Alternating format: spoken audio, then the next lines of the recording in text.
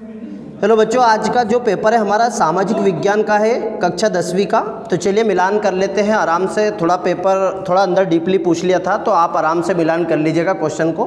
पहला, जब हम लैंगिक विभाजन की बात करते हैं तो हमारा अभिप्राय होता है तो समाज द्वारा स्त्री और पुरुषों को दी गई असमानताएं भूमिका, इसका बाह्य है ना unequal rules assigned by the society to man and women.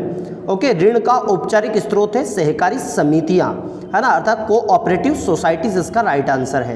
गन्ना उत्पादन में भारत का विश्व में स्थान कौन सा है? तो इसका दूसरा स्थान यानी कि सेकंड रैंक है गन्ना उत्पादन में, है ना। ग्रीम बंधुओं का जन्म हुआ था, तो इसका राइट आंसर जर्मनी में है।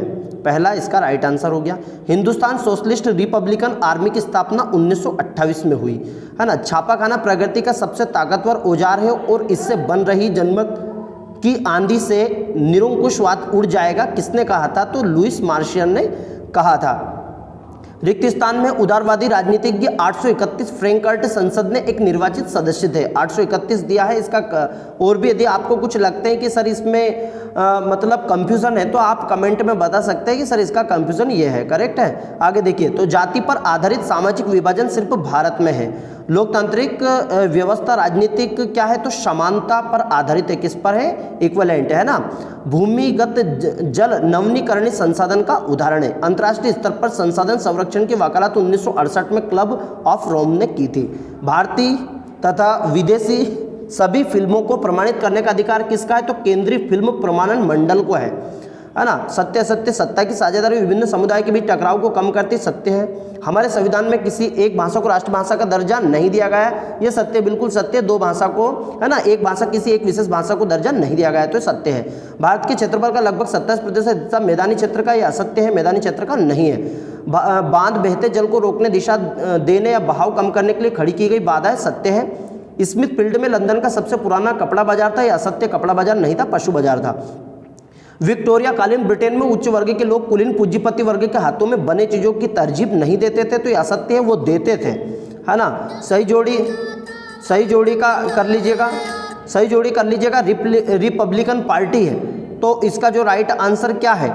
रिपब्लिकन पार्टी का इसका राइट आंसर है, चलिएगा जल्दी से मिलान कर लीजिएगा, इसका है ना, फोन आ गया था। इसका जो रिपब्लिकन पार्टी का है तो संयुक्त राष्ट्र अमेरिका है। प्राथमिक क्षेत्र जो आते कृषि, खनन, डेयरी, मत्स्यन में। तृतीय क्षेत्र आते परिवहन, भंडार और संचार, बैंकिंग में, है ना। संयुक्त वन प्रबंधन है ओडिशा। इलेक्ट्रॉनिक जो राजधानी वो बेंगलोर है। लेबर पार्टी ब्रिटेन है।